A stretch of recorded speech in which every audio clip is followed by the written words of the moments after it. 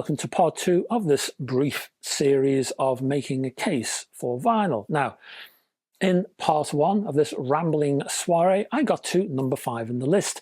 This second examination of the format, oddly enough, and who knows why, begins at number 6, managing to get to number 9 in true Beatles-esque fashion. So this is part 2 of 3 of the feature that looks at vinyl's unique take on the music industry, the retail industry, and why it currently occupies an iconic place in the hearts of many fans like thee and me. So to briefly recap on the first 5, we included basic superiority of sound quality, that you can own your own music and you can listen to it at any time you fancy. I praised the creative limitations that vinyl brings to artists in terms of the allotted time it gives you. I also talked about the satisfaction of the product as an object, the sense of ownership and value. But there's more though. So let's go straight to number 6 and anti-piracy.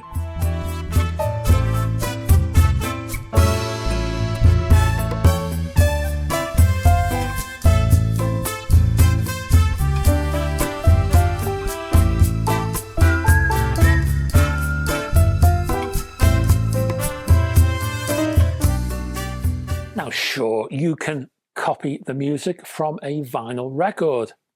Think you clever, eh, Tiger? Well, look, you may have then a free copy of the music, but you no longer have vinyl. You have a digital file, which takes you somewhere else entirely in sonic terms and in physical terms, or rather, in digital cases, the lack of physical terms.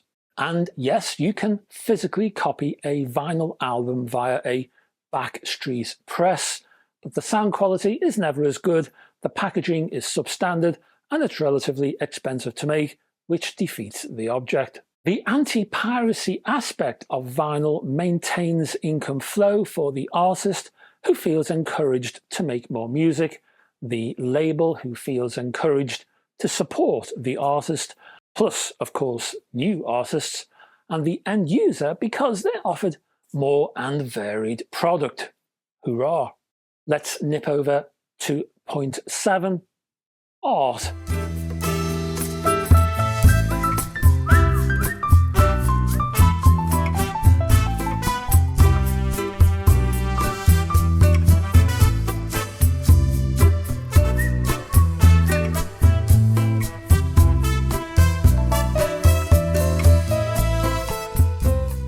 Vinyl sleeves are famously large, 12 inches by 12 inches. So any band can give their music a visual impact. And I stress the word impact when they feature a piece of painted, drawn, or photographic art on their sleeve. You can ally, you can associate, you can forever link a piece of sleeve art or art style to your music and to the band itself on a large vinyl sleeve.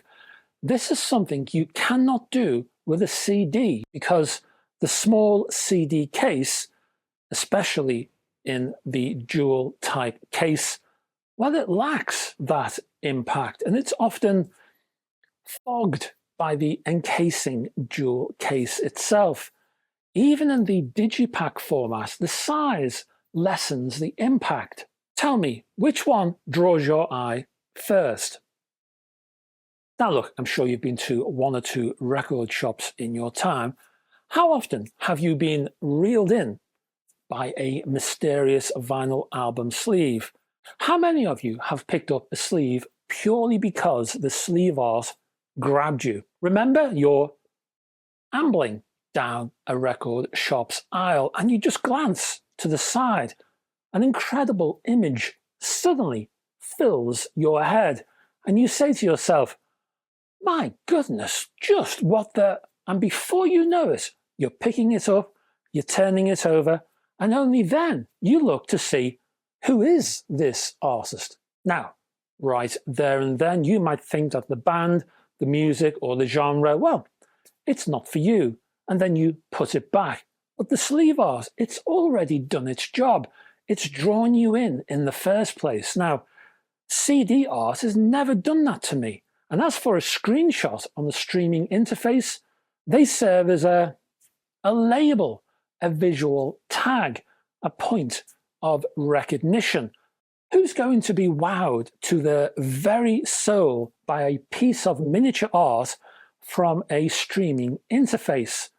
This is an image surrounded by buttons and text and hundreds of other images and menu options, flashing advertisements in some cases.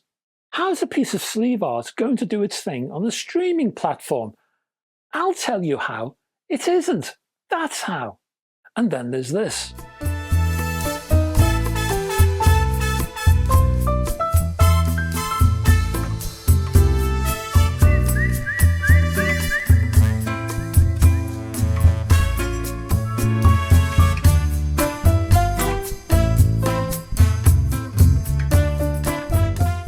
Do not underestimate the power of the track list of a vinyl album. Do not dismiss the actual order of those tracks. Do not ignore the fact that the end of side A has this track and the first track on side B, well, it has that track. Now, I remember listening to producer Lou Adler, and he once talked about his involvement in the Carole King legendary bestseller Tapestry, and he said these words, and I quote, "Sequencing," he said, "meant a lot in those days. The journey or the experience or the adventure of listening to a new album and sitting down by yourself, putting on that vinyl, the story that it told, well, the sequencing was very important. I was sequencing for the person who was listening at home, alone.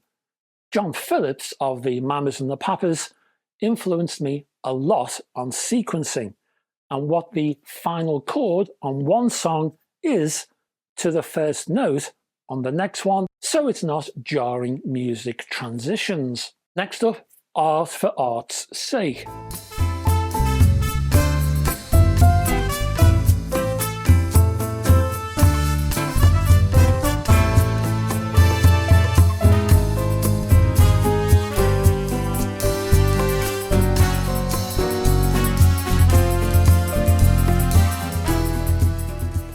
Now, this is a variation on a point I made last time, but I think it's worthy of separation on its own. An album's timed length is organic and dependent on its status as a piece of art. It lasts as long as it should last, be it 40 minutes or 21 minutes. When the artist has said what they need to say, then that album, it should end. Not before, not after. That changed when CD was launched. CD was all about packing in as much music as possible. Now, I remember this fact was actually a selling point for CDs back in the day. A selling point. Now, I'm paraphrasing, but the official line ran something like, "And CD can pack in more music." And, well, I'm afraid it could, yes. Let's not kid ourselves here. At that very point, music changed. CD turned music into a commodity. Now, I felt at that time like a customer in Tesco's. I felt like I was now expected to buy music wholesale. Art? Nah. CD encouraged labels to pack it in as much as possible, then pile music high and sell it cheap. Or not, as we found out later. You think the degradation of music as art started with downloads and then streaming? Oh no, it began with CD. CD might now be on the verge of reinventing itself in a good and even potentially glorious manner. CD might now be on the up in sonic and packaging terms. CD might be about to be reborn when corporate greed has sucked it dry of every cent of profit. But let me tell you this, CD's second coming, as much as I'm really looking forward to the day, and I really am, will be from a place of cold, dank, hard shame. And the record labels, well, they made you pay for even that, didn't they? They promised excess. They gave you excess, and then you paid through the nose for their excess. CD was sold at inflated, ripped-off prices, enriching the pockets of smug record industry bodies who had a massive party at your expense. Anyone read the history of Creation Records lately? All of that triggered customer resentment and germinated long-lasting mistrust. Don't forget where that came from, which takes us back to yesterday and the value that vinyl brought to the process. Simpler times? I remember listening to an interview. It was the owner of a record shop based in Cambridge in the UK. It was a guy named Rob Campkin, and he was talking to a national newspaper in the UK, The Guardian. This is going back a few years, but it's still relevant. And he said this, he said, margins for CD are very slim. I'd have to sell 3 or 4 CDs for every one copy on vinyl. It wouldn't be worth my while. Oh, how the mighty have fallen. Even so, in my mind, there still remains a lingering resentment towards CD, even now. It's fading, sure, but, you know, streaming, well, that is actually worse, I must add. It reduces albums, it reduces music itself to nothing more than broken jukebox containers to be picked over like a vulture picks at fresh meat. Oh, and I must add this delicious little anecdote told by, of all people, Paul McCartney. And he was remembering a time he had, a little moment in time, with his friend and producer George Martin. Now, this was the time around the initial launch of the CD. It had its novelty and it impressed everybody who saw it, including our George Martin, who breathlessly entered the room brandishing a CD disc, and he was bursting with enthusiasm, according to our Paul. Now, according to Paul McCartney, George said, "This will change the world." He told us it was indestructible and can't smash it. Look, and whack, it broke in half. Finished? Now? Me? Oh no, there's more in part 3. And before I go, if I could ask you downstairs if you could check out the links to my Facebook group, my Patreon page, lots of exclusives over there, folks, and my website. Thank you for staying to the end of this video. If you can, just before you go, down there, click on the like and subscribe buttons.